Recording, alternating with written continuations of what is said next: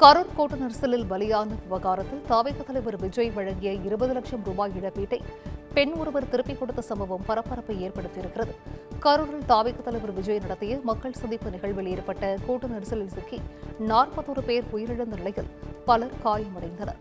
இதையடுத்து தவிக தலைவர் விஜய் சம்பவம் குறித்து ஆழ்ந்த அனுதாபம் தெரிவித்ததுடன் பலியான குடும்பத்தினரது வங்கிக் கணக்கில் 20 லட்சம் ரூபாய் வழங்க முடிவு செய்து அதனை அவர்களது வங்கிக் கணக்குகளுக்கு அனுப்பி வைத்தார்.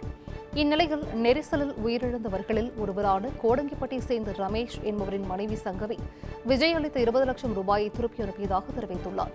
கரூர் நெரிசலில் எனது கணவர் உயிரிழந்த நிலையில் விஜய் நேரில் வந்து ஆறுதல் தெரிவிக்கவில்லை என்பதால் பணத்தை திருப்பி அளித்ததாகவும் பணம் வேண்டாம், ஆறுதல் மட்டுமே வேண்டும் என தெரிவித்தார்.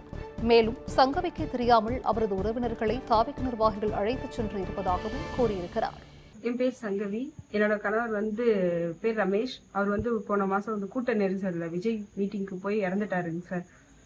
அவர் இறந்துட்டாரு. அவர் இறந்ததுக்காக ஆறுதல் தெரிவிக்க சொல்லியிருந்தாங்க.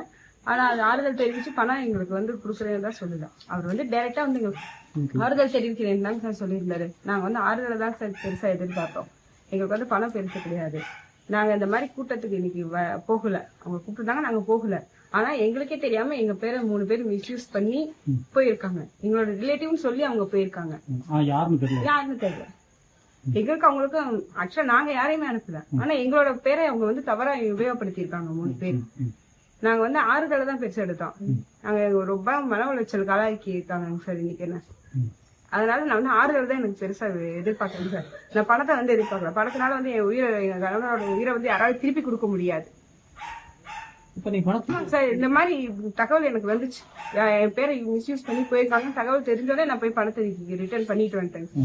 பேங்க்ல 20 லட்சம் பணம் போட்டிருந்தாங்க.